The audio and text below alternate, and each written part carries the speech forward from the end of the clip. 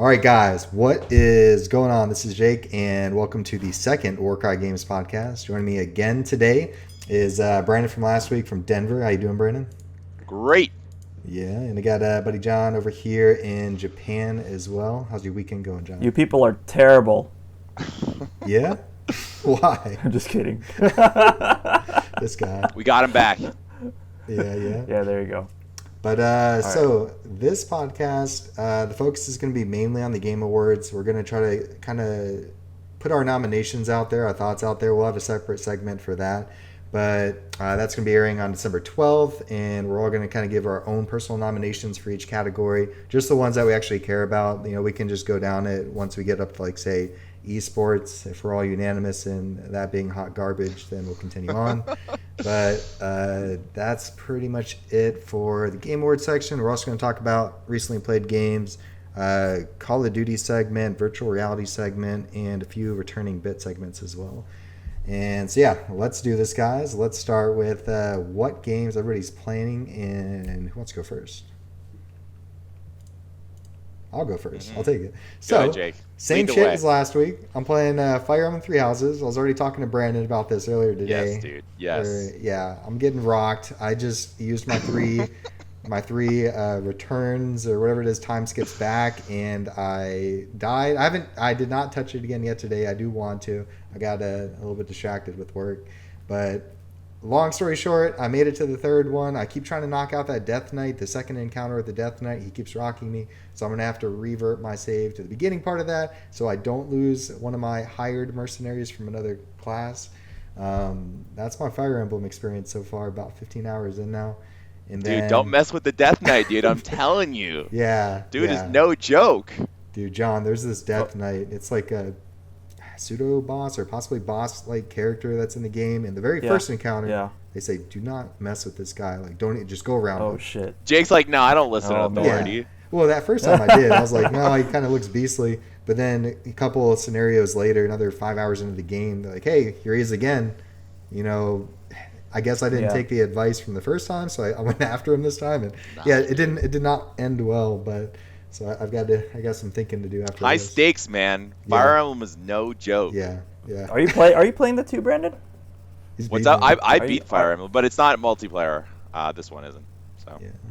No, I mean like you. So you're playing Three Houses right now? So I played Three Houses this summer. I beat 1 out of the 4 paths.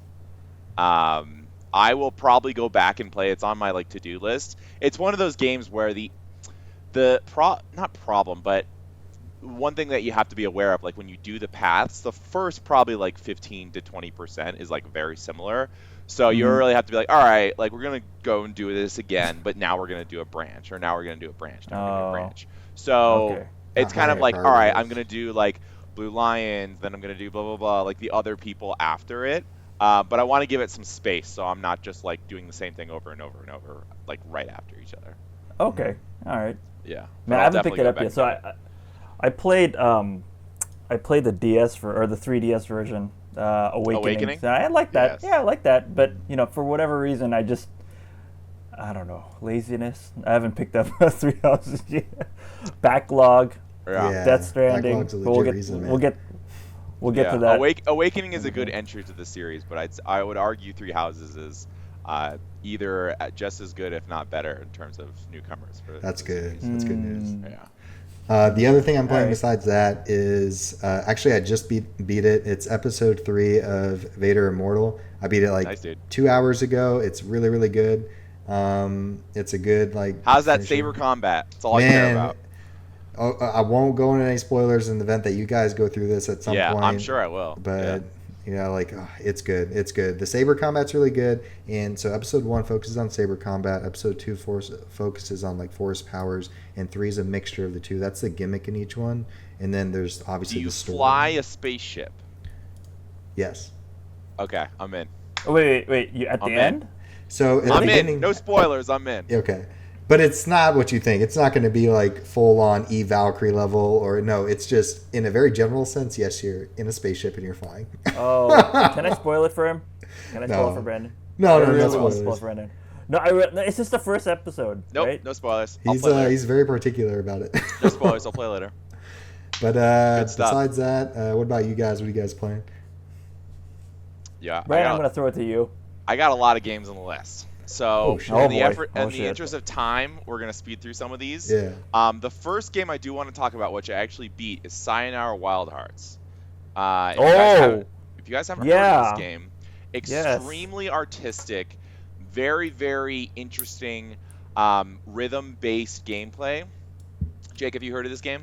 I saw it on the Video Game Awards. We'll get to it later. But it is definitely you should know what it is before you get into it, because it's only like $12 on the eShop. It's fairly inexpensive, but it's not a lot of gameplay. It's probably like maybe 1 to 2 hours tops. But that 1 to 2 hours is extremely compelling in terms of the art direction, in terms of the music direction. They do a very, very good job of blending this like crazy art style with this like really catchy music, which is always something when I play rhythm games. Like, yes, it's cool to like be tapping the buttons at the right time and like doing things in line with the screen, but the music has to be catchy. Like, that's the number one thing. Like, I've played some rhythm games. Another one I actually played this week, which I'll just say like a sentence about. I played a little bit of Thumper. If you guys have ever heard of another rhythm game, heard of it. It's really cool. Like, same with Sayonara Wild Hearts, like cool visual style. But for me, I actually was like into the music of Sayonara Wild Hearts, like very cool vocal tracks, like very melodic, like catchy pop beats. Thumper was this like really like oppressive, like industrial sound, and I played probably like a couple hours of Thumper, and I was like, the what I'm doing is cool, but the sound and the music is not like really catchy. So to me, that is like a dead stop for a rhythm game. Like, I want to be like really into the music when I'm playing it. So definitely would highly recommend Sayonara Wild Hearts if you like those kinds of games. If you like, if you played like, honestly, it's kind of like the old audio surf games, like that kind of stuff where you're like listening to music and then like making choices in line with the music. That sort of rhythm genre. 1 to 2 hours. How much is it again? $12. $12. So again, it's not going to be like bang for your buck. It's more like, hey, I want this short, just check the box kind of like artistic game. And the visuals are like crazy. It's like, you know what it reminds me of, you guys? I've never played it, but I'm very familiar with Rez. It's that idea where you're like going through this like crazy like space environment and like crazy colors and just everything's happening, and by the way, the soundtrack is bumping and you like really feel like you're like inside of this like virtual game. Yeah. It's a really cool feel, or whatever they call it. Yeah, really cool feel. So the reason I have so many games this week is I got a free month trial to Xbox Game Pass on PC. With that free with that free 1 month, I've actually played like 4 or 5 different games on Game Pass. Now, usually, Jake, this is what's interesting about Game Pass is, Jake, you know that when I pick up a game, I usually beat that game because I don't usually buy a game unless I know I really want to play and finish that game. Right. Game Pass is this like different psychology because it's low effort. You can just basically like download what you want and play what you want, which is a very different style of like me playing games. So games I'll just give like a sentence about. Thumper, like I said, Darksiders 3. I've played Darksiders 1 and 2, and I played maybe like 2.5 to 3 hours of Darksiders 3, and then had a bug, and then it like hard crashed. And I was like, nah, I'm good. The game's just like not super compelling. I don't know, like it had some technical issues, obviously, if it crashed. And like the setup and the gameplay just like really wasn't drawing me in. The other Darksiders 1 and 2 are like good games. They're like, you know, average 7 to 8-ish that I, you know, played from Steam Family Share, so I didn't even invest in those either. It was one of those things where it's just like, this is a fun, like kind of like God of War, kind of like Prince of Persia action adventure game. Yeah. So Darksiders 3, I was like, I'll willing to give it the benefit of the doubt. Wasn't blown away, so basically dropped it. What I did spend more time on was Forza Horizon 4, which is, I don't play racing games. Yeah. Let me caveat this. Yeah. I don't. Like, the racing games I've played, I can count on one hand. It's like Mario Kart, and like, do you count Crazy Taxi? Because I don't know. You like drive cars in that. But Forza Horizon 4, for some reason, I'd like seen reviews about it. I'd like seen how beautiful it looked. So I wanted to give it a shot. And I beat what I guess would consider like the campaign of the game. Racing games like don't really end, so it's like really hard to like judge like when you're done with it. But I like went through all the seasons. That's the big thing with this one. Like there's different seasons. And I gotta say it was really, really enjoying this one. Really looks beautiful on my PC. Really fun to control. It's like small things like, I don't know, just like using the controller, like the way it like rumbles when you're like turning around corners.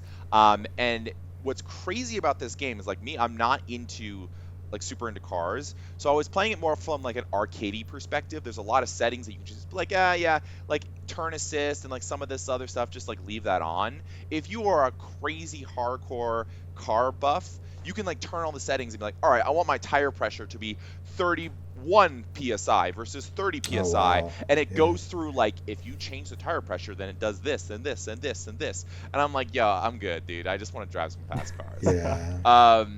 So it was really, really fun. And the other thing that like it was new in this one, I haven't played it in the other ones, but it was the seasons.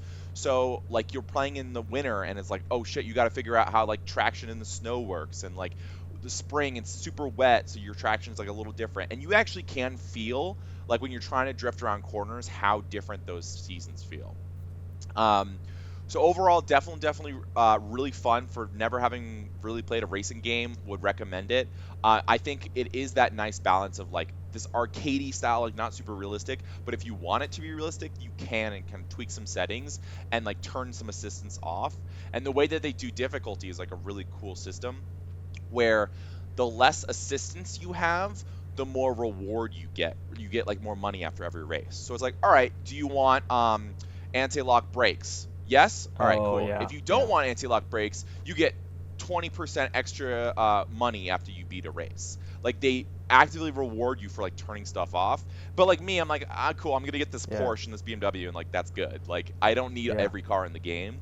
So it was cool to just like kind of play not so committing, like not super commit to the technicality of it, but the options are there if you want that. That's a Forza staple, actually. That's in their main, I think if I remember correctly, that's in their mainline Forza games, where if you turn like brake assist off, or if you turn like stability control off, like there's more rewards for you in that game. So it's good cool to see mechanic, that back in Horizon 4. Definitely a cool mechanic. The other game that I picked up from Game Pass that I've been playing, Ori and the Blind Forest. Interesting. So I still want to play this that. is one of those games where I've heard a lot of good buzz about it. And you know, I've played my fair share of Metroidvanias, and so what I'll say, like similar to Sayonara Wild Hearts, it just has a very, very impressive art style right off the bat. You load up this game and it looks like this painted world.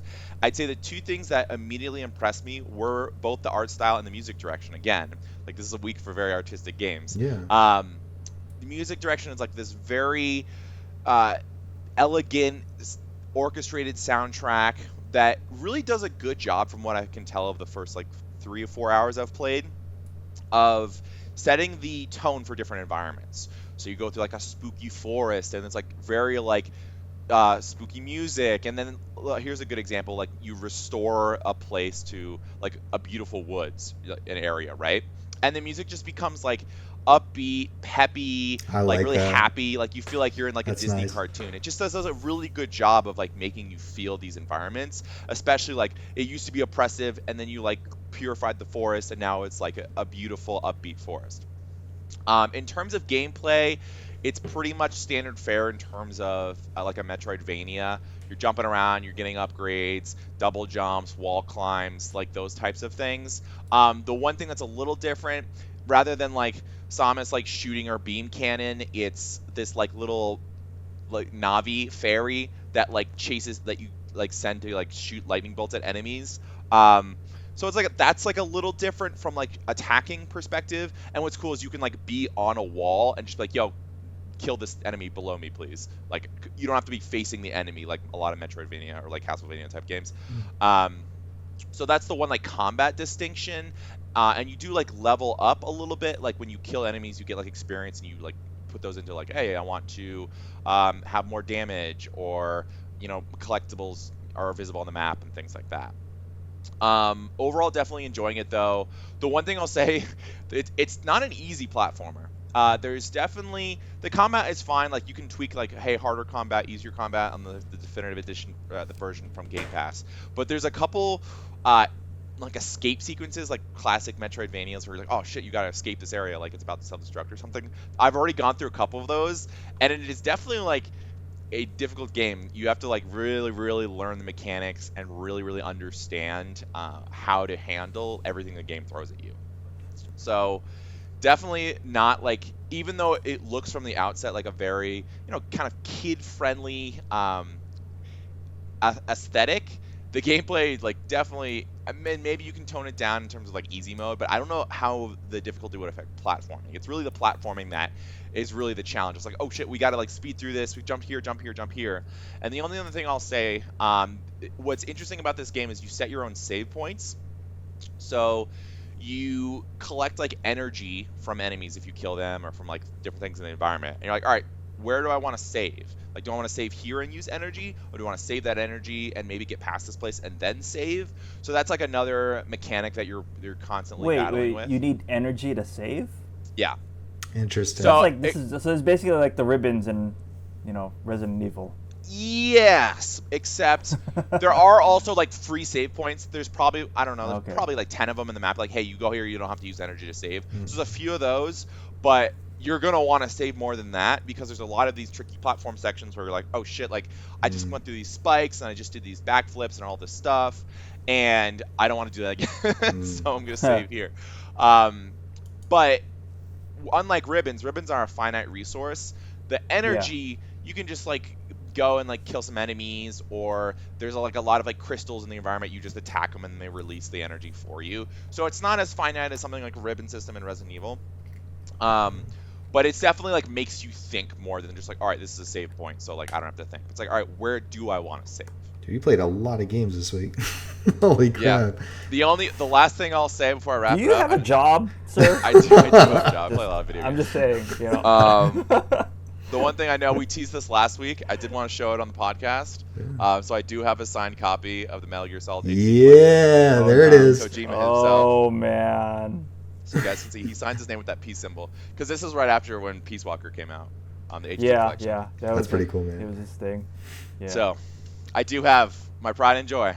Anytime you move, you might want to lock that sucker up or put a cover over it. You might want to get a glass cage or something for that. The way I have it is actually behind the plastic on the game. Yeah. So I was like, I took the box art out and then had him sign that, and so it's kind of behind the plastic of the game. Right. Where did you have him? Where did you have him sign it? Where did you see? So he came and spoke. I was in DC, and he came and spoke at the Smithsonian Art Museum. There was an exhibit on the art of video games, and he was one of the keynote speakers. That's awesome. Interesting. Yeah, you can actually see me if you watch the recording. I'm like in the front row. You can like see me. Yeah. What about you, John? What games you playing? Okay, well, not as many as either you guys, obviously. But let's see, where do I begin? Well, before I touch on any of that, a couple of the games that you talked about, Brandon. So Sayonara Wild Hearts, that's also on Apple Arcade. So for those of you who don't know, Apple Arcade is a monthly subscription for your iOS Apple devices that you can it's basically like Xbox Game Pass, but for mobile games, and it happens to be one of the titles on there. So I actually did pick it up, and yeah, it's a very, I can add to that very like res kind of that vibe going on. It's good. It's a good bite-sized chunk of game, and totally worth it. I mean, especially if you're only paying $5 a month, you get that. I guess what I'm trying to say is that it's not for everybody. Yeah, I agree with that. Yeah. I mean, if you like the mobile games, if you like, if that's like your jam, then definitely do it for $5 a month. The reason why I'm sticking around with it is because there are some gems in there. There's Sayonara Wild Hearts. There's I think Capcom made a game too. It's some underwater game. Shoot, why am I not remembering it? Is it exclusive? It's on my iPad right now. No, to Apple Arcade, yeah, well, I think so. I don't think they've released it for any other platform. So, and there's a bunch of others. Hironobu Sakaguchi, my next to Kojima, my other Japanese game designer god, basically, is making a game exclusively for Apple Arcade. So, but anyways, that aside, and then on your Forza Horizon point, I wanted to pick it up really bad, and then I started reading reviews from people that have played the previous Forza Horizons. I only played the first Forza Horizon, and I really liked it. And then I was about to pick up 4, and then, it didn't get as glowing reviews as 2 and 3 did for whatever reason. I mean, people still liked it, so I guess I don't know why it held off on that, but I don't know. I really want to pick it up though. Mm-hmm. Yeah, it's fun. Yeah, so so anyways, again, my Call of Duty crack. That Call of just Duty, hit level 54. That shotgun that starts with the 7. 725. You know what I'm talking about. Yeah. It still owns after the nerf. After the nerf. Yeah. So they nerfed it, but I don't know. You with the right attachments, you could still pretty much just own anybody within. Can you still snipe people from across the map? I don't think so. I've not noticed. I've tried shooting someone across the map, and I was like, oh, it barely did any damage when I watched the replay. I was like, that's no fun. It's not across the map anymore, but it still has long distance attachments. So there's a barrel attachment, and then there's like a choke attachment. So you can still do a considerable amount of long distance damage, but yeah, it's still pretty OP. Besides that, Death Stranding. Yeah, Death Stranding. I've been hitting up Death Stranding, yeah. So every time I talk about this game, my God, it sounds like the most boring game ever. I know, but today, I'll give you an example. Today, I rode my motorcycle about 1 kilometer away and delivered some resin to a guy that really needed it. But you enjoyed every second of it. You did it. It didn't. No, but okay. So like I said, everything along the way, you get distracted by stuff. I started seeing things that other players built and everything. Right now, I guess the community is busy building this highway in between the two sections that I'm trying to that I'm ferrying between. And when you build certain sections in the game, it requires materials, and so to get materials, you need to do deliveries, you need to do missions and whatnot. So it's stuff like that. So it's preventing me from progressing in the main story because I'm thinking, oh, I really want to help out, building this road. Because once you complete a section of the road, it just doesn't complete for you. It completes it for everybody. In fact, I started a road before I ended up in this remote part of the wasteland, and then probably about an hour later, I was missing I think 200 units of metals that was that it needed to complete the road. Sure enough, somebody came along and just completed the road for me, and then I came back. Look and at the road was that, done. dude. So helping you out, the Strand genre. It's a weird thing. The whole community aspect of it is very real.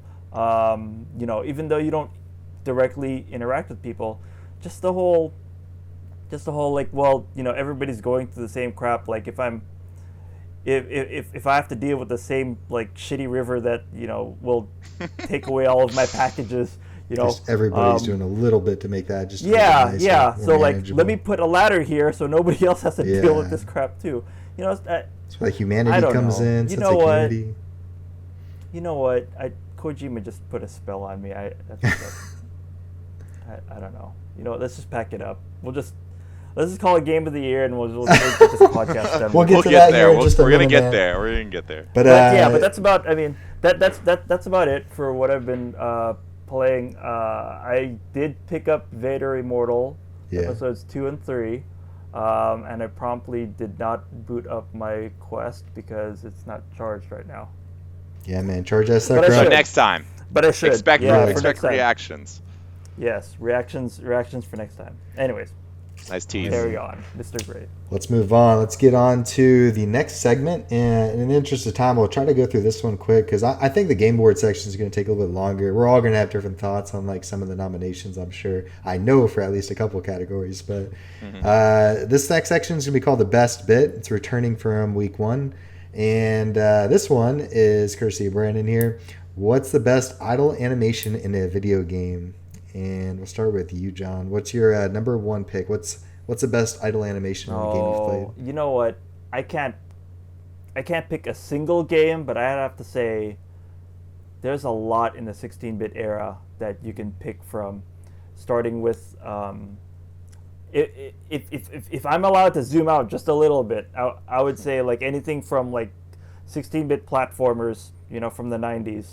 So starting with Sonic the Hedgehog. Yep. That whole thing where he just starts tapping his foot, and then all of a sudden he jumps onto the screen, he's doing that, and then he just starts lounging after he figures out like you're wasting my time.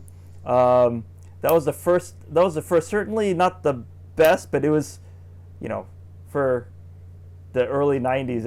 It was kind of like a weird. Oh, it's just like a cartoon. Oh, now you take that, and I think did Aladdin and all those other 16-bit Disney ones have idle animations? Lion King did for sure.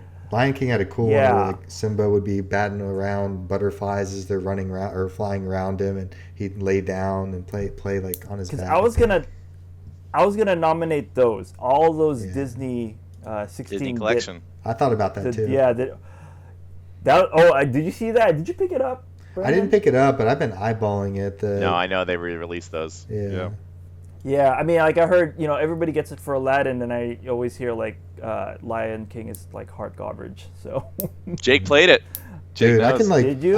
I can beat it, with not ease, but like relative ease. Like even in my playthrough, I think I did 30 or 40 minutes on my channel. Yeah, I remember. I got like pretty far into it in just one attempt, and it's hard, it's challenging, it's intentionally like that, but yeah, man, it's not that bad. I didn't like it that much enough to pick it up for the re-release. I mean, I have it like right there. So yeah, like so what I heard is that like at least for the Aladdin portion of that game, there's like an unfinished level bonus like thing that they got, and it was basically from an E3 when they were still showing off Aladdin, and they were interviewing the developers, and they're saying, well, I wish I tweaked this level in this way, or I wish the level moved a little bit more this way, and you can see that between the unfinished demo, the unfinished E3 demo that they included in the game versus cool. Finished game that they included as well. So if you haven't checked that out, check it out. So your idle animation pick would be Sonic. You think that'd be like your primary you'd go with? Well, no, I would say yeah, I guess Sonic, just because it was a pioneer. It was nobody did. Mario just stood there like an idiot, for an hour if you wanted it to. So. About you, B-Ray, what's your? All right, so I'll throw out some small ones. So I do agree, Sonic the Hedgehog was on my list for an honorable mention. Nice. Guild Wars 2, if you guys have ever played it, they added mounts in their most recent expansion, and if you do idle animations when you're sitting on like the raptor or the dragon or some of the other mounts, they have just like really funny, like very personable animations. So like really quick example, on the dragon, he'll just like start like blowing fire, and then your character will like throw him a fish, and he'll start like eating the fish. So really cool animations, shout out there. Mario Odyssey, and like kind of started in Mario 64. If you leave Mario long enough, he just falls asleep, which is just funny in itself, and you can like have him fall asleep on the beach. I did not know that. Now we're getting into probably like the top two. Tropical Freeze, Donkey Kong Country Returns Tropical Freeze, and also Donkey Kong Country Returns. Dude, that's my number. Really that's my choice. So go ahead, go ahead and do it, because this is mine. I'll let you talk about it. This isn't my number one, but it's really funny. Donkey Kong will just sit down like on the Switch version, just pull out a Switch. Yeah. Like on the 3DS, he pulls out a 3DS. It's just like a really funny, like in-game joke if you just leave him sitting. But my number one, hands down, and it's related to Donkey Kong, but it's not Donkey Kong. It's Conker's Bad Fur Day. Yeah. If you guys played Conker's Bad Fur Day. He pulls out a dirty magazine, doesn't he? He does a lot. So why this is number one is the amount of time and effort they put into not one, but like there's probably 10 different idle animations. He can like juggle. He can play with his what the hell is yo-yo? He can play with his yo-yo. Oh, Pulls out a dirty I thought you were going to say something else. No, he pulls out a dirty magazine. I mean, it's a dirty game. Pulls out a dirty magazine. Pulls out a Game Boy. He starts playing, I think, like Killer Instinct or something, another like rare game. It's just, and what's crazy is this is all voice acted too. So he'll just be like reading the magazine, like, oh, like I don't like that girl or whatever. Yeah. And then he also says like, hey, like, are you still there? Like, are you playing or like what's going on? Like he'll actually like mock the player. And even like when he pulls out his Game Boy, there's actual audio that they've compressed to make it sound like he's playing a Game Boy game, and it's just like that comes through. It is a crazy. I encourage you guys to just look it up. The attention to detail in these idle animations just blows almost every other game out of the water. When I was researching for this, I came across that. Like I was looking up a lot of video, like the idle animations from N64 era, Super Nintendo era. So I did see the Sonic one. I did see this one. I was like, yeah, I like it. The number one I ended up going with was Tropical Freeze. I got my little list here. I even have like little ideas that I picked from it. So yeah, if you're playing on the Wii U version, I believe he pulls out like a 3DS or something similar. It looks like a little handheld console. And then he pulls out the Switch and I love Tropical Freeze. That was such a good game on the Switch. But so yeah, and Cranky will pull out a newspaper, and if he's on the back of say Donkey Kong will pull out the Switch. Cranky will pull out the newspaper. Diddy Kong I think starts singing at one point. It just kind of matches all their personalities really, really, really good. And yeah, in expansion of that was going to be all the idle animations from Donkey Kong Country series. One, you have DK beating his chest, and then you got Diddy Kong. I think he throws his hat up in the air, or he's playing with it for a little bit. I know, like in a bonus round, if he fails, he throws it on the ground and stomps on it. And DK will just kind of bow his head and do this, or clap if it's like if he wins, if he gets the balloon or something out of the barrel. My honorable mention was going to be Banjo-Kazooie, because if you just stand there with Banjo, then Kazooie pops out a couple times, just kind of peeks, and you kind of know their relationship. She's more antagonistic against him, like jokingly, So she pecks at the back of his head, like she'll just start pecking at the back of his head. Kazooie's a girl? Yeah, Kazooie's bird is a girl. Yeah. But, okay. Wow. Yeah. Revelation in 2019 for me. I think it only mentions my God. Early on or something. I can see the comment section now. Yeah. That's it for that segment. Moving on, we're going to go on to one brought to us by John. Real quick, plow through this one before going on to the Game Awards. So, John, we'll start with you. What game did you start on a sequel? For example, did you start with Donkey Kong Country 2 instead of the first one, or another game? And then why?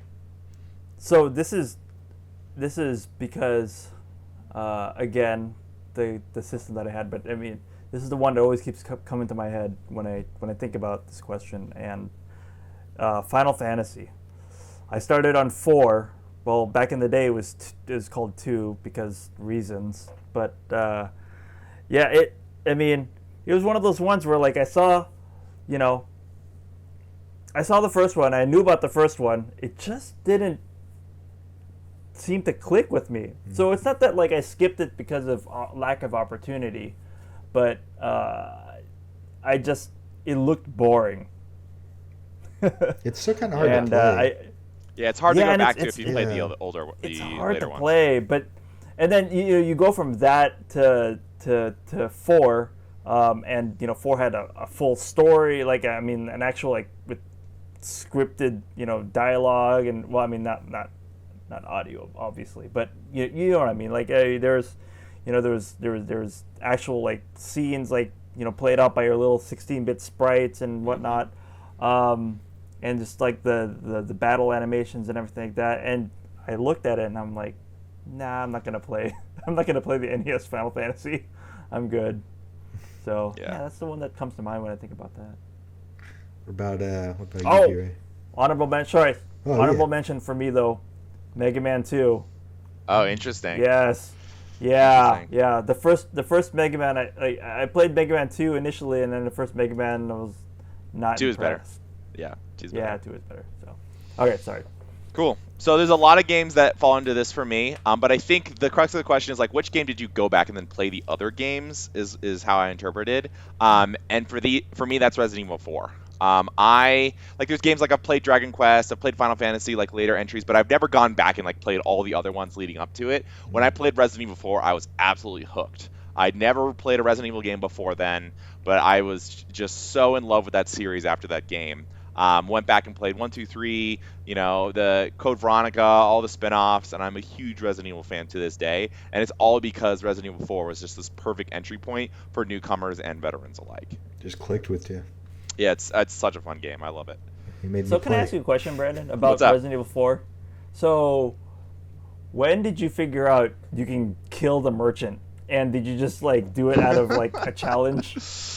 I'm sure I killed the merchant and reloaded a save when I was like first playing through. And it probably happened after my second playthrough when I was using the infinite rocket launcher. I probably played Resident Evil 4 more than any other campaign just because how replayable it is. And like once you beat it once, you're like, all right, now I want the handgun, now I want the hand cannon, now the Chicago typewriter, and like all the bonus weapons that you get for like multiple playthroughs. So once you can unlock the infinite rocket launcher, I literally just didn't pick up any other weapon and just went through like multiple runs and just like blew everything in sight. So I'm sure I killed the merchant like just by like proxy explosion. Stranger, no! Yeah, one of the best merchant characters. Man. For mine, slightly creepy. He opens up his coat. Like you think, what do you you think he's gonna flash you? Yeah. Yeah. You think you're like, oh god, no, don't show me. Oh, okay, it's just goods. All right. Yeah. For mine, I kind of picked it up with, I selected East 8, and it was because this was completely off my radar, and these games didn't really come west or I guess they've been over west, like on the Vita and stuff, but they just did not strike, popularity. It wasn't really big. All the way back to Super Nintendo, my friend. Yeah, but they just never hit off. Like, what Falcom and NIS America, like they're smaller in general compared to like most of the other developers. They're not like big hits. They're not a Final Fantasy. They weren't at the level of like Golden Sun. Like, even though the East has been around for like a long ass time, but so I dived in. I saw it a couple months in advance before it was coming out on the Switch, and it piqued my interest. It had that anime aesthetic to it. It looked kind of intriguing. I saw a little bit of the gameplay. I do like action RPG style games. This is obviously a traditional JRPG. A lot of the tropes that are with it as well. Just not turn-based combat, and I liked it, and so I hopped into it. I did not go back and play the other ones. I kind of looked at them, I think it would be something I might consider doing, but I've really just been looking forward. I see East 9.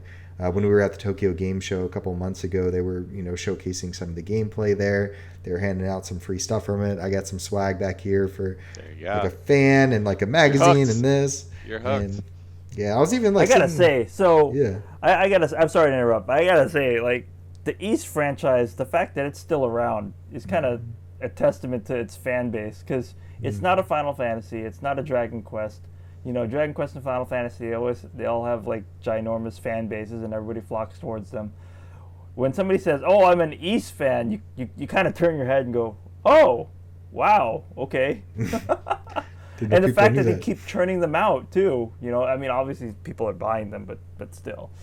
100% of that game. I loved it. I did every little dedication. Small thing you could do in it. That was that's very rare for me. Very rare that I'll do like everything. But Brandon, we must be missing out on something if we're not buying this game. Dude, it's on my to playlist. Jake sold me on it.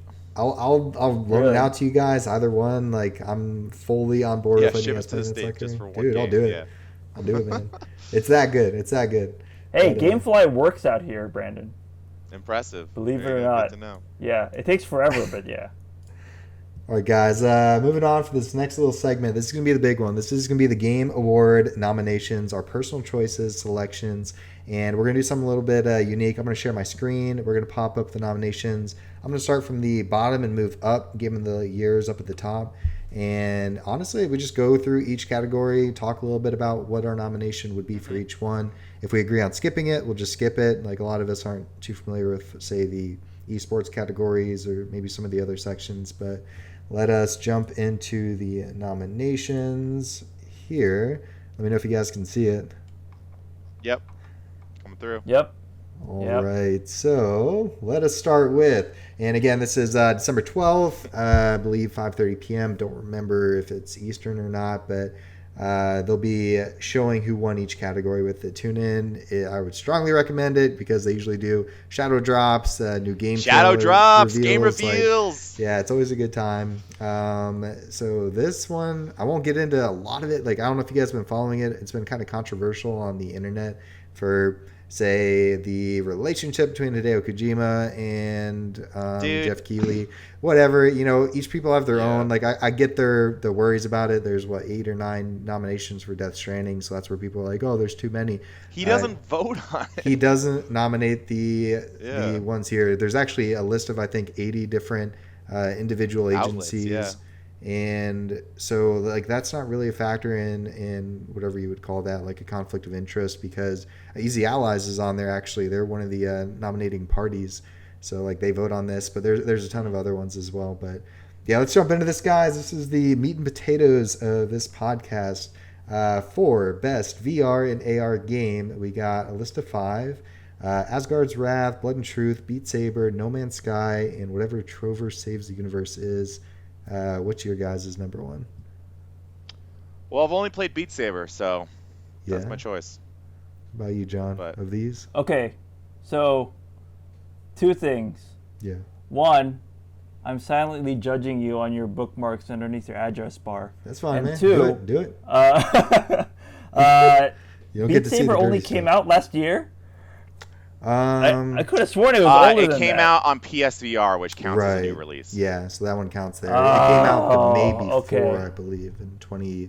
Okay. Well, I would have to. I mean, Blood and Truth reviewed very well, and it's definitely on like my top 5. But Beat Saber probably beats it out, just because it's Beat Saber. Come on. So you'd go Beat Saber as well. That is 3 votes. Beat Saber. I will make a prediction though for next year. Yeah. The buzz that I've been hearing about Audica. Holy crap. Audica? Yes. That's not out yet? Not on Quest. I mean, on for all you guys that have PSVR and Rift, first of all, like, I'm jealous. But Oculus man, it's coming. Supposedly it's really good. It's coming. The Harmonic said it'll be out by the end of the year. But yes, I mean, out of this list right here, what I'm seeing, Beat Saber, definitely hands down. I'm the same. Once this game came out, and again, I haven't played it on PSVR, but for the intents of this, Beat Saber is probably the game I put the most amount of hours in. The only game that on VR that I've actually modded to hell and back. It's really, really fun. I played it on the channel like 3 times already. Jake, how many of these other games have you played? Because I know you're our VR expert.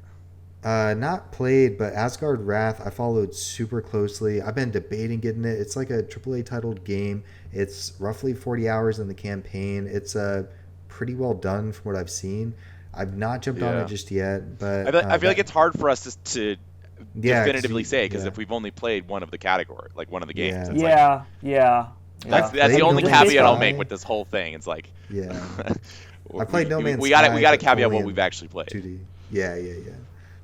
True. So with that caveat, we've all actually only played Beat Saber. We all have played it, so that's our game of the year for VR AR strategy game. The only game on here I've played is Fire Emblem 3 Houses. Yep. And same with me. I mean, I've seen gameplay of Anno 1800 and Wargroove. Not a fan of the Tropico series, and so obviously this would be my pick. I haven't played any of these games.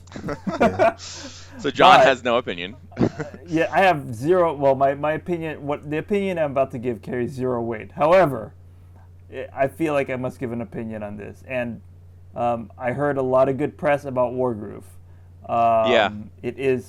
It is that quote unquote 16-bit pixel art style. It's not really 16-bit. I mean, it's Advance Wars if it wasn't made by Nintendo. Yes, and I heard a lot of good press. I think it's for Switch, right? It's a Switch and PC, I believe. I'm not sure if they release it on other consoles. So if there was anything that, in my mind, from my limited perspective, it would be between Wargroove and Fire Emblem Three Houses, just because everybody loves the Fire Emblem. But the rest of these games, I have no clue. Total War series typically is very highly regarded. So Total War is pretty good. Yeah. So I don't know. Yeah. We're doing really great, guys, considering. Hey, we've played a lot of the upper games. These are the. Yeah. Anyways. There's a lot of games on this list, man. What podcasters we are. Play everything. All right, what about you, Brandon? I would say Fire Emblem Three Houses. Again, that's the only game I've played on this list, and I'm a huge Fire Emblem fan, so that's I don't feel qualified to judge the other games. I'm going to say Wargroove just to be different. All right. Just be different? There you go. Split the vote. Again, this one I'm super out of the loop for. Skip. Skip for me. Wait. John's in on this? No. John, how many of these games have you played? Okay. 0 again. However, this is a skip, man. Yep. Oh my God. Okay. I'm just saying, I've heard a lot of things about F1 2019. They've changed up they've changed up things with like how you manage your team and whatnot for the better. So, whatever. We'll skip this one, but I have a feeling F1 2019. We can't vote on a category. We've played 0 of the games. So this one's all right. We've played some games here. Skip for me, but Brandon's at least I see 3 or 4 games. I played 3 of these. Oh, not Kingdom Hearts, huh? So part of me wants to. I love Zelda. You guys know I'm a huge Zelda fanboy. So Cadence of Hyrule, I want to give it a shout out. But and Sayonara Wild Hearts, I love the music, but I really love the soundtrack of Devil May Cry 5. There are moments in that game where when the soundtrack starts kicking in, you feel like an absolute badass. And I think more so than any other game has done for me this year, it just does a really good job. Pull my devil trigger, like that song is just like such a badass song with Nero. And each of the main characters has their own theme. And what's cool about the score is the theme will add more layers and more vocals and like more background as your score multiplier increases. So you actually hear more of the soundtrack the better you're doing. So if you're like at, like an E rank or at a D rank, like you're not doing well, like a C, you only hear like a couple of the layers of the sound. And then when you're at like triple S, like everything's full blasting, like vocals, treble, bass, like everything is just in your face. So it really makes you experience the soundtrack in a way that blends well with the action genre. All right. So that would be yours? Yeah. For score and music, Devil May Cry 5? What about you, John? Have you? I've played none of these, so what do you think? Cadence Hyrule, but what do you think is my favorite out of these 5? I'm gonna go with F1 20. No. Yes. I don't know, man. No. I'm going with Death Stranding for you. Before we pick the one that we know that I picked, Death Stranding. I will say though, like, big props. I've heard a lot of good things, a lot of positive things about Cadence of Hyrule. Yeah. Again, Sayonara Wild Hearts gets a huge plus just because of the nature of that game. Devil May Cry 5 was awesome, yes, but I think that cheats a little bit because it also includes the tracks from Devil May Cry 4. It does. For those that don't know, but Cadence of Hyrule is a bunch of remixes of old Zelda titles. Like that is true. That is true. But I just gotta say, for those that don't know, for Devil May Cry 5, you can customize the soundtrack you can hear in your game. So what I did was I put in the Devil May Cry 4 soundtrack over the action sequences, and I'm like, oh, I'm back in Devil May Cry 4. Oh, it was great, Kingdom Hearts 3, you know what? If you're an Utada Hikaru fan, then you're probably going to be picking that one. But with my pick, Death Stranding, music plays a lot in that game. I mean, it's also the lack of music that helps out too. It's very ethereal, but more than that, like, it's opened up artists and genres to me that I didn't think that I would like. Before I played Death Stranding, I was like, Churches? Who the hell is that? Does the soundtrack? Yeah, and I'm like, Churches? Who the hell is that? I had no clue. Good, man. Yeah, and then I mean, I figured out like, oh, I actually like these people. You downloaded them too, didn't you? Yeah, I have it on the. Dude, the Mother We Share, they've got some bangers. Yeah. So I mean, if a game does that to me, where it allows me to listen to music or music genres really that I never really would have bothered with before, that's a huge plus. Like going back to Tony Hawk Pro Skater. Life is Strange for me. I never or Life is Strange like the original Tony Hawk Pro Skater for me. I never listened to like ska. I never thought that. I just thought ska was just Real for, big fish, dude. Real big fish. Yeah, and then I was like, hey, yeah, I like this. Yeah. So, anyways, Death Stranding, not for the obvious, but really because it opened my eyes to new artists and new genres. So. Alrighty, guys. Boom. Minecraft 5 and Death Stranding. Then moving on, best role-playing game of these 5, and I played none of them, so I have no input. Yeah, I wish I had an opinion on these. I haven't played any of them. Well, okay. I mean, yeah, I used to play Final Fantasy 14, and this is an unfair game to put in there just because it's ongoing and it's Well, did you play what's the new one, evolving. Shadowbringers? I did, and okay. So you can have an opinion. Yeah, it's it's more the same,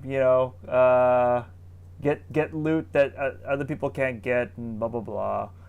So the other games I haven't really played. My brother-in-law's playing Monster Hunter World Iceborne, and apparently he's liking it because I see him logged on until 2 a.m. every day. Yeah, my buddy loves it. And he's a father of 4, so it's addictive. It is addictive. Yeah, we have a coworker that likes Outer Worlds right now, so.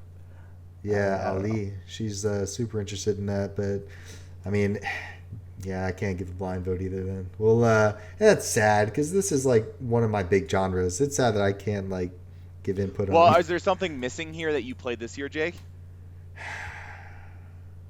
A lot of the stuff I played this year were games like late last year. Yeah, and that's the problem. If you're not playing the brand new releases, then you're not going to be on the Game Awards list. Does Zelda? I played Spider-Man. Does Zelda count as an adventure game? I guess. Action they put it on the adventure category. Here. It'll be up. It's definitely not like RPG. I feel like you have to level up and like be able to like really define your character. Numbers, basically. If you see numbers, it's a good sign. It's an RPG. Best performance. I know of Ashley Burge from Life is Strange. I don't know her role in Outer Worlds. I don't know. I've not played the games that they've actually had roles in. So yeah, I love the actors, but I'm gonna have to skip. John, what's your opinion on the games you played here? And why is it Norman Reedus? The Death Stranding people. Norman Reedus is great and all, but I don't know, something about Kojima's protagonists just aren't the most deep. Yeah. I thought Mads did a really good job in the scenes that I saw him in. Interesting. The others on the list, I didn't even know Ashley Birch was doing like serious work now. She used to just be like the sister of the other guy from Destructoid. So. Nah, dude, she's a serious voice actor. She's legit. Yeah. I don't know where I've been. Shit. So, but anyways, yeah, I don't know. I can't really speak much because I haven't seen anybody else's performance. Mads, all right. Brandon? I mean, I haven't played any of these games, so I have to give it to Mads. Best ongoing game. So I have some input on 3 of them at least. For me.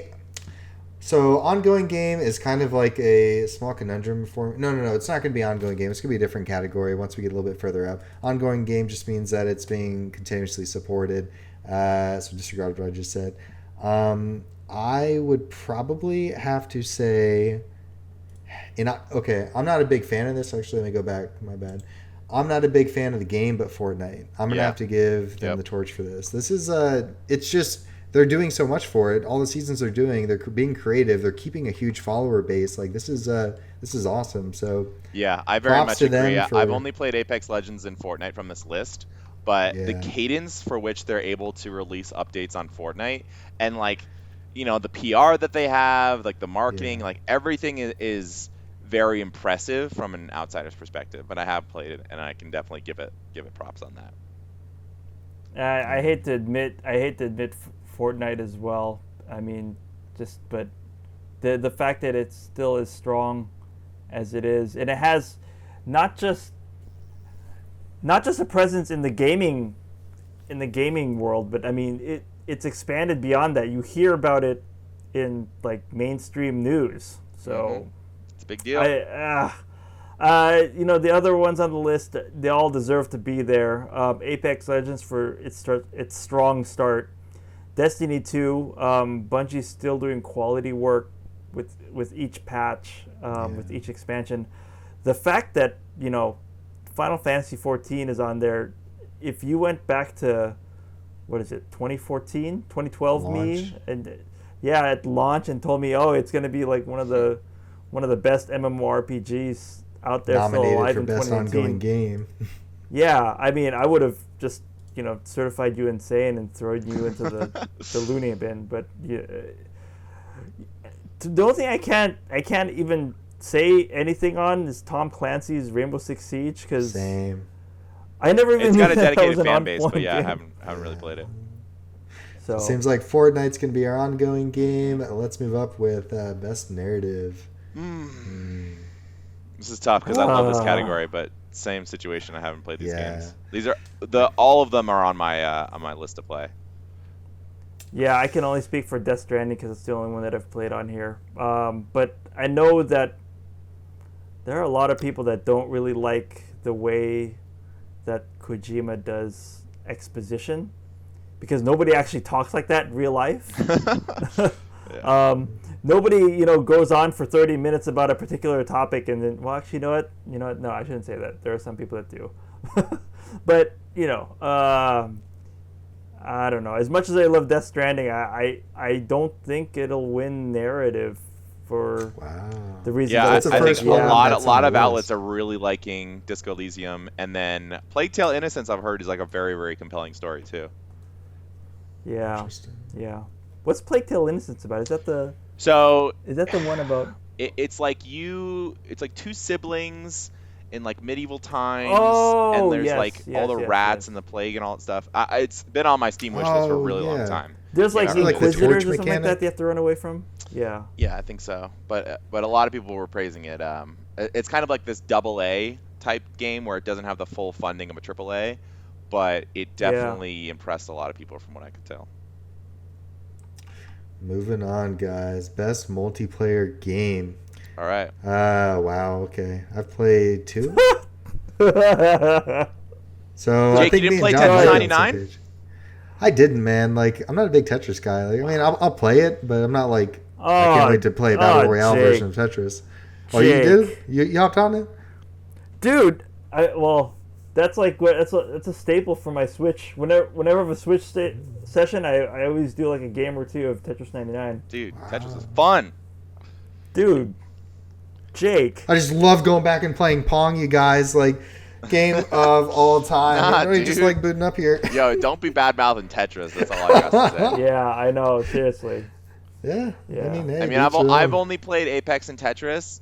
Based on everyone who I've spoken to, I feel like Call of Duty Modern Warfare did a really good job with multiplayer. And then Division 2, I've heard good things. And Borderlands 3, I've heard like kind of decent things. I wouldn't give it to either Apex or Tetris 99 personally. I didn't think either of them were like standout multiplayer.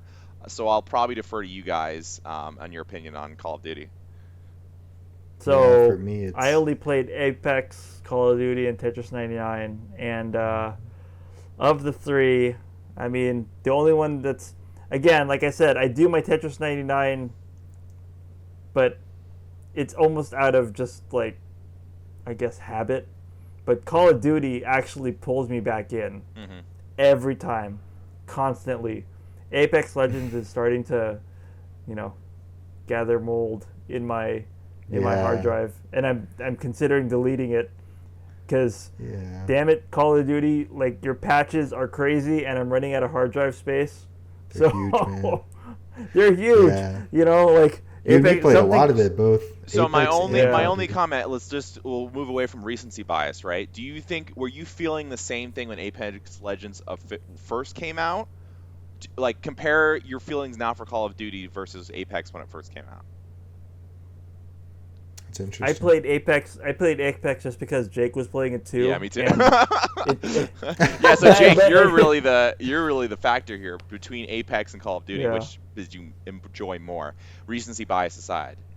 Recency bias aside, Call of Duty. Yeah. And it's more because like it threw me back into like a decade ago. I've come back from 2009, like that era, to come back into this. Like, it has like the same mechanics. I've fallen off the hype wagon trail like many years ago, and I mean, like I've said, ignoring the single player, which I absolutely loved, the multiplayer is just incredibly fun. It's incredibly engaging. I really did like the battle royale mechanic. It was fun with Apex Legends. Fortnite didn't get real into it, but I wouldn't put Apex Legends multiplayer above what I've been experiencing with Call of Duty. Yep, I like the variety. I like how I can play free for all, shoot house. I can play that realism. I can play like there's like probably 12, 13, 14 different map like modes for Call of Duty, and then Apex. I think they just added a couple recently that I've been missing out on, like singles, duos, and then the normal squad of 3 that you have. But when I was Can I just say one thing really quick? I think when you compare Call of Duty and Apex Legends, these are two very different, very different. How do I put it? Not genres, but like systems of games. Because one is clearly meant with a free-to-play, mindset installed in it. I mean, you have skins, but the skins cost a certain amount of money, and you have to get EA bucks and then buy your EA bucks to unlock these more skins. But nothing's functional. You have the same game mode.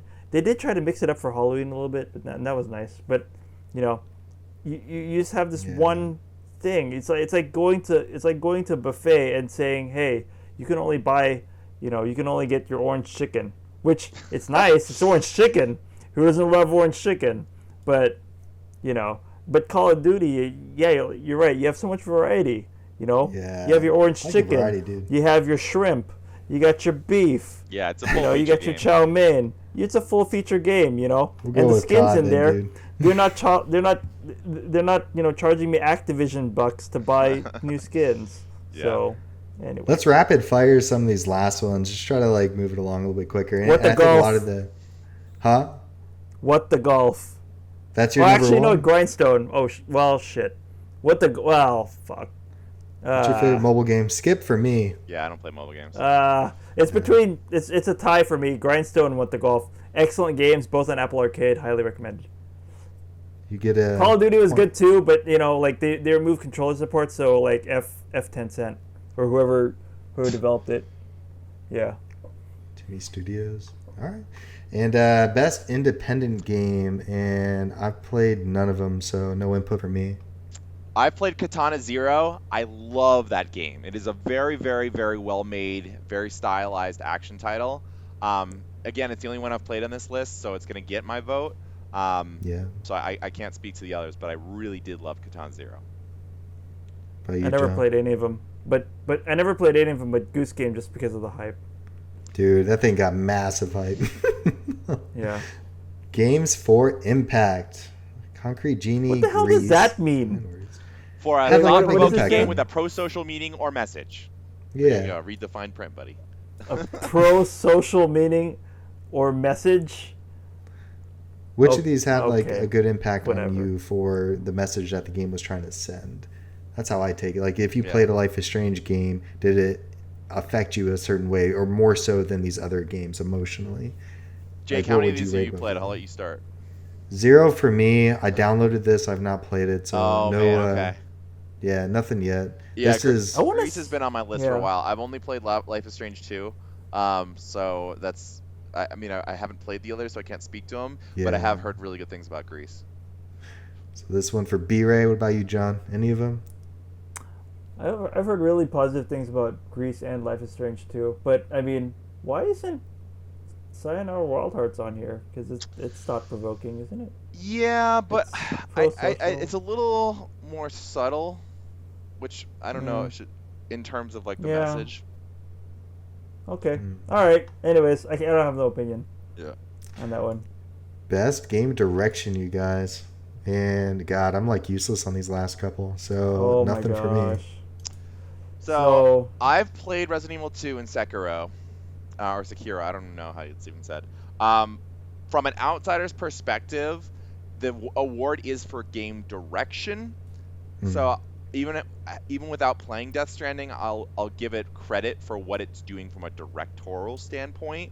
Like from everything I've seen and like what they're trying to do in terms of like the gameplay, just seems like they're trying to break the mold, which again is like a game direction quality. So that even without playing, I think Resident Evil 2 and Sekiro are amazing games, but the direction of those games is they're both based on series that came before. Right. Dark Souls and other RE games. Yeah. By you, John. You've played, I know, at least these two. Yeah, I also played Resident Evil 2, and I have to agree with B right here. Sekiro and Resident Evil 2 were great. They're great games, but in terms of direction, creative vision, again, what they're trying to accomplish and everything like that, Death Stranding. I mean, come on. Yeah, I mean, like it's what games do we have out there that are trying to create a new genre? So. It's a rare thing these days. Very rare. It's a Stranding genre. I don't know. Yeah, I saw the video genre. finally. Okay, best or fresh indie game. So like the presented first by Subway. New one. Presented by. So I recognize a new independent studio that released its first game this year, and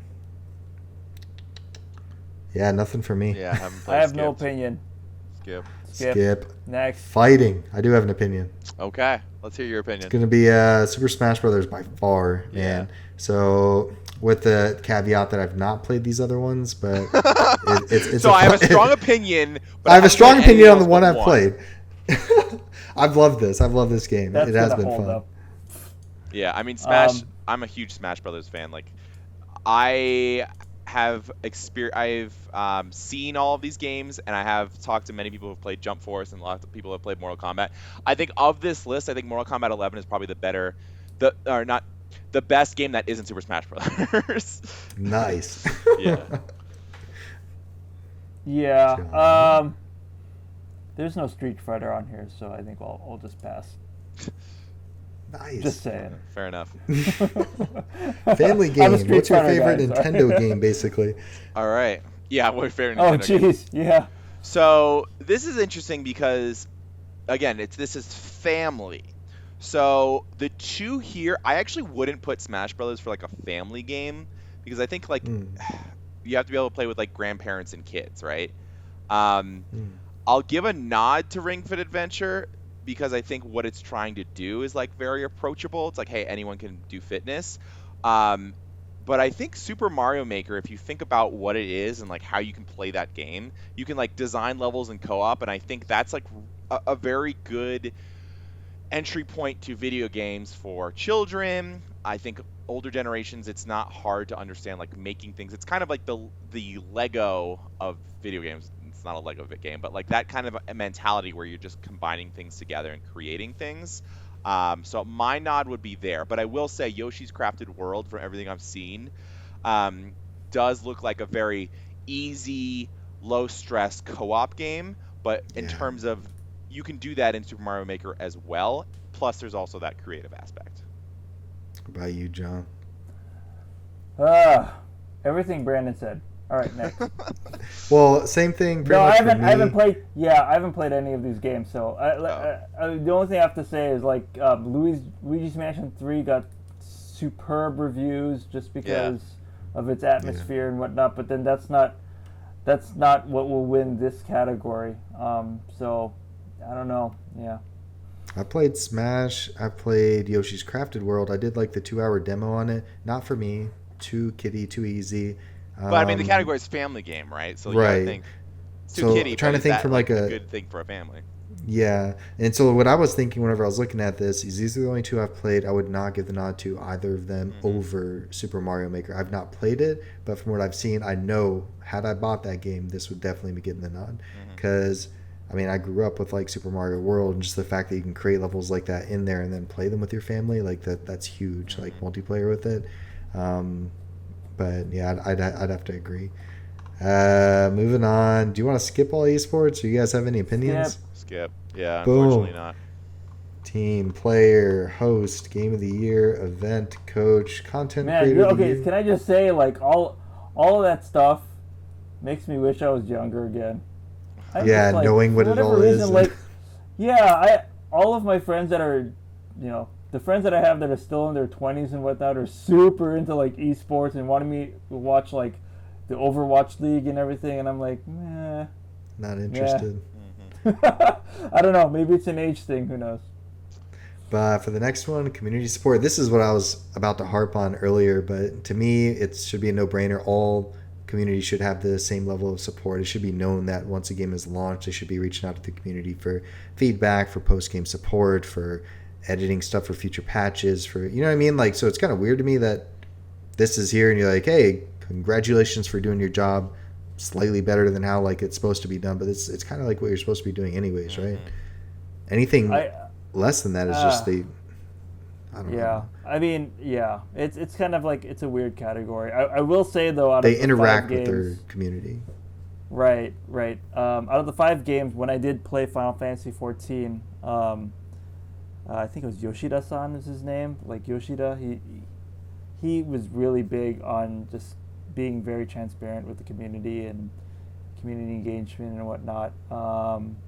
You can't. No, that's not his name. What the hell am I thinking? Anyways, the director of Final Fantasy 14. I can't think of the actual like a single person in any of these other games that comes out and actually engages the community directly. One game that's not on here, Overwatch. That's another big one. The director Jeff Kaplan is always doing those videos talking about game balancing and whatnot. That's a good example of community support. Why isn't that nominated? I don't know, but I'm not part of these game awards people. Did that come out this year? Maybe they should hire me for something. No, it doesn't have to come out this year. You can still get nominated. Oh, right, yeah. Okay. What about you, B-Ray? Anyways. Any opinion? Yeah, the problem is I wouldn't consider myself part of the community for any of these games. Like I said, I've played Apex and I've played Fortnite, but in order for me to feel like qualified to speak to the community support, I feel like you have to be actively playing, actively watching the updates, actively looking at the patch notes and things like that. So I'll skip it for me. I did it for Apex. They started out strong. They dropped the ball there for a little while, like around Season 2 launch, and then they picked it back up after huge like backlash on the community support. So like I saw the patch notes, I saw the dev team responses, I saw a lot back and forth. So I know they were like mainly Reddit threads. Like I know they were like diving into it. But yeah, again, just I think that should just be a given. Best audio design for me. I played Call of Duty, so I can say it's awesome being able to hear people's footsteps from every single direction, and I love that my gunfire sounds like gunfire. Yeah. I don't know what else to call it. Again, I've only played Resident Evil 2 and Sekiro. Of those two, I'd probably give it to Resident Evil 2. But I have heard good things about the audio design in Call of Duty as well. Yeah. So I'm torn because I'm biased towards Death Stranding for obvious reasons. But I mean, no, I don't know. I can't choose out all. They all have great sound design. Meh. Okay, next. Art direction. All right. Interesting. Presented by Samsung QLED. All right. Sorry, I had to say that. I can't vote on this, not yet. Not until I play more. So of this. I play half of these. Yeah. And I think art direction is one of those categories where if you've seen enough gameplay, I feel somewhat qualified to speak to direction. Right. Sekiro, I love Zelda. I'm a huge Zelda fan. The toy box style of Link's Awakening is definitely unique. I don't know if it's standout enough to win this award.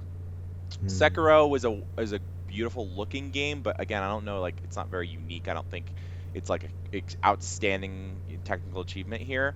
I might actually give it to Sayonara Wild Hearts. I think even though that game is short, It is an extremely beautiful, creative work of visual masterpiece when you play it through.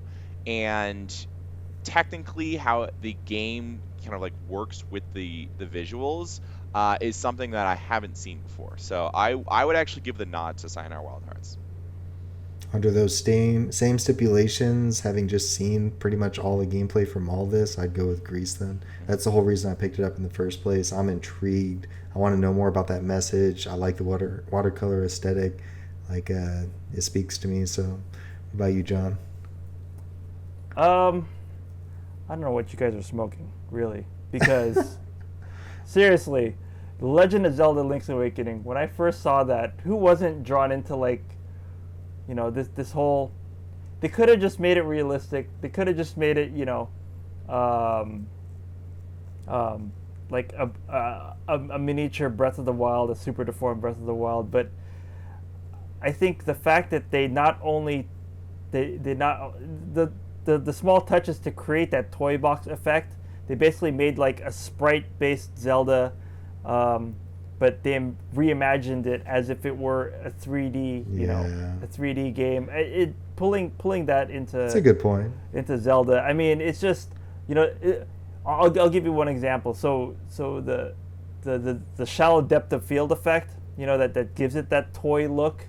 Mm-hmm. It's very subtle, but it adds a whole bunch to like how you feel about this game.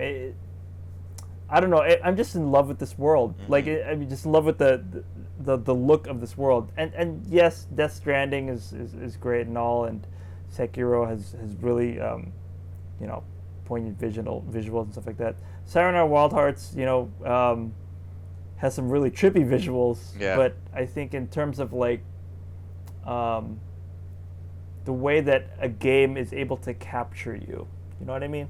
Go with Legend of Zelda. Yeah, the atmosphere. So best action adventure. There's some more of your Legend of Zelda, like Brandon was saying. For me, no opinion on any of these games. What about you guys? Yeah, I mean, like I said, I'm a huge Zelda fanboy, and Link's Awakening is one of my favorite games of all time. But I was just so impressed with Resident Evil 2.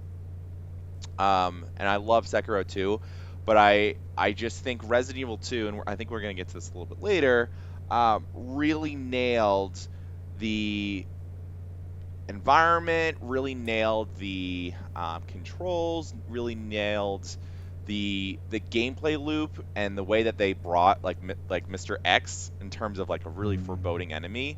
I honestly think it was my favorite action-adventure game this year. Alrighty, guys. What about you, John? Yeah, so out of all these, you know, first of all, Death Stranding shouldn't be on here. I mean, guess this is an action. It's a Strand game, for crying out loud. But no, I mean, okay.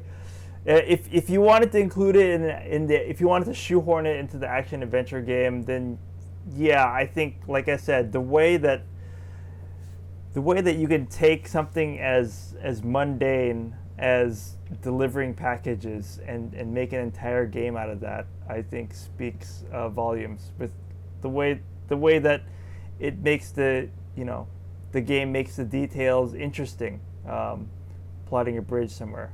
But if you take Death Stranding out of that box and put it into its own Stranding genre, so it's not Death Stranding. No, yeah. I mean, not for this genre.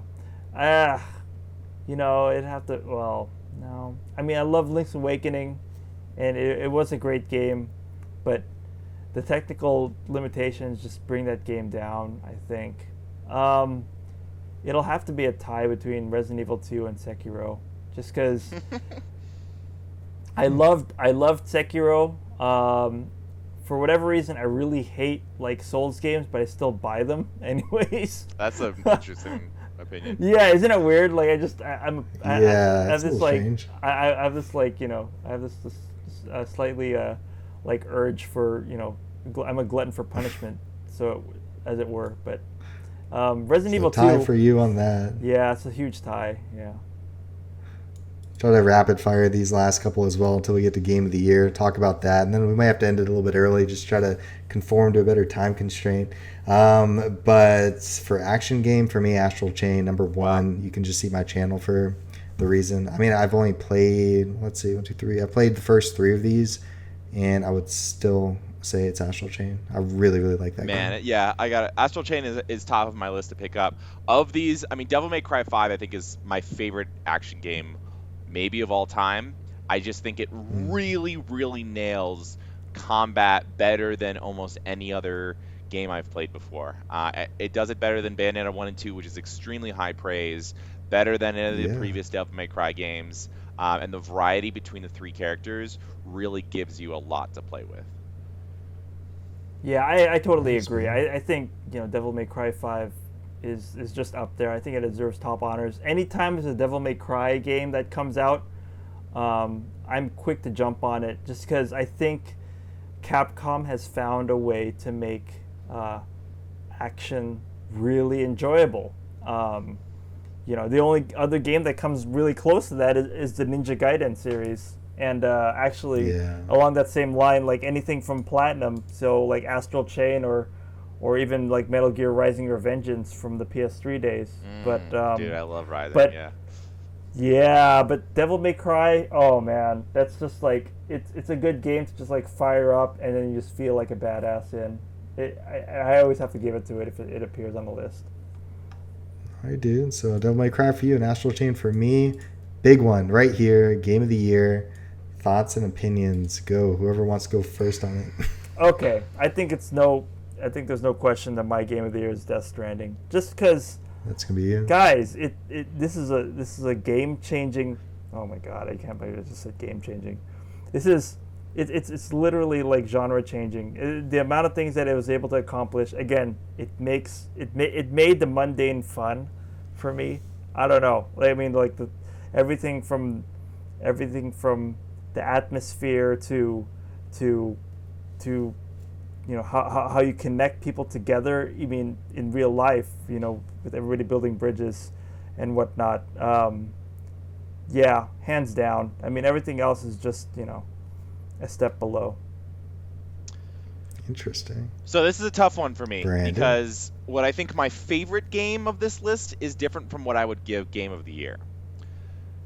No, that's good. That's good. That means you're giving it like legitimate praise. Like so you're not being biased. My favorite game, all bias included, is Super Smash Bros. Ultimate because I'm a huge Nintendo fanboy. I've loved Smash Bros. It is an absolute marvel the amount of characters that they're able to get in that game. The DLC continues to add new third-party options.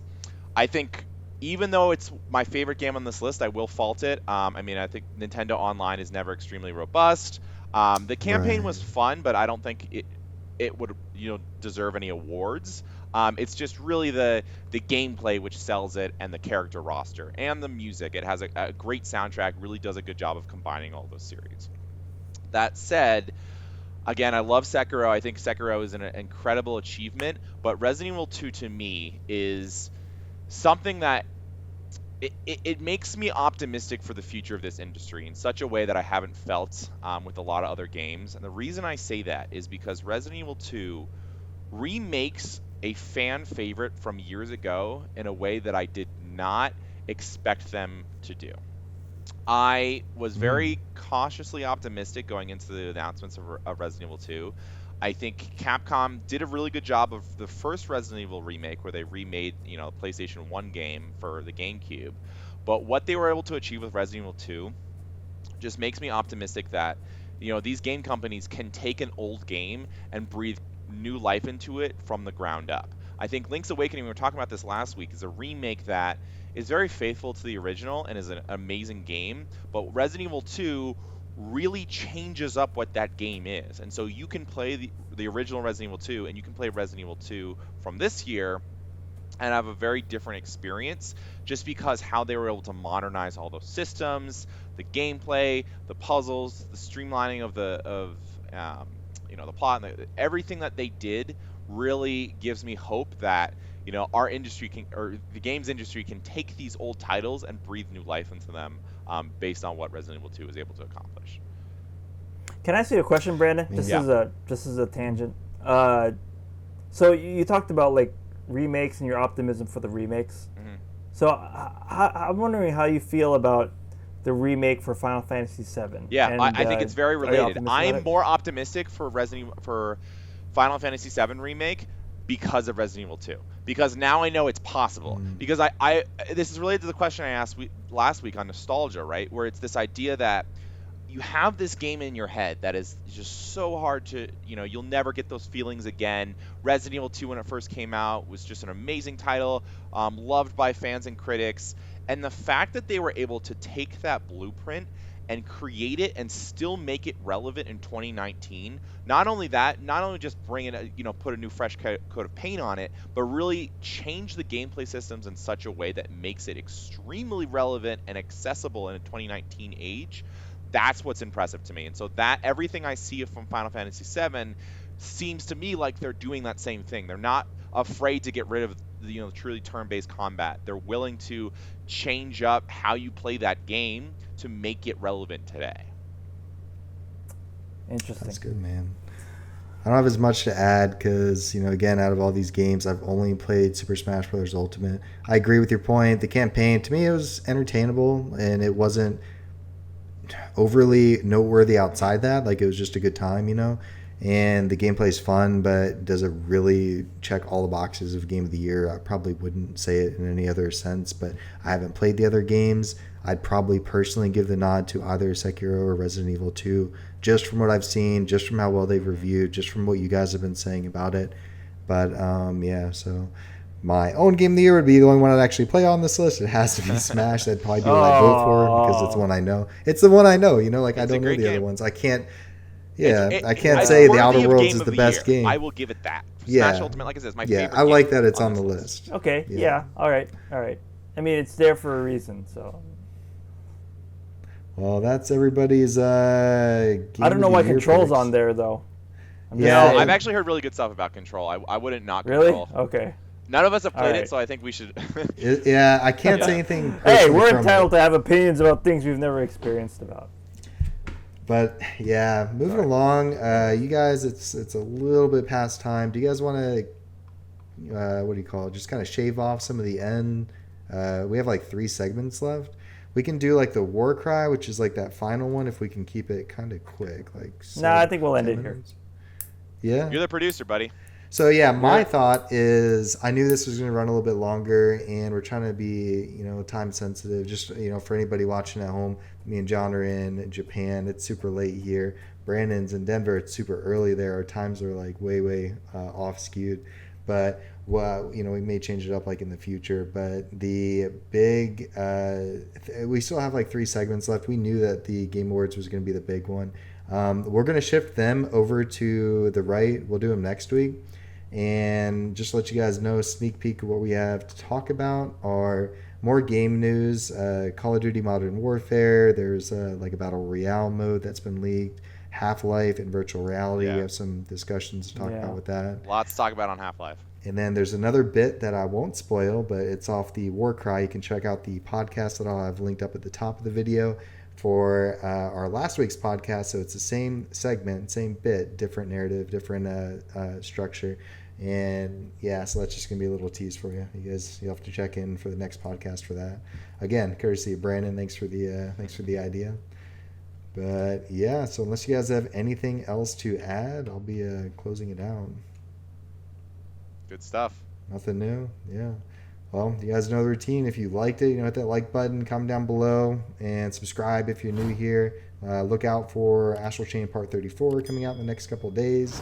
And thank you guys both for joining. Really insightful thoughts. Loved you guys' opinions on Game of the Year. It's awesome that since you guys have played a lot of the games that you had so much to talk about. You provided a lot more input than I would have been able to solo. So, yeah. Good stuff. Take it easy, guys. See ya.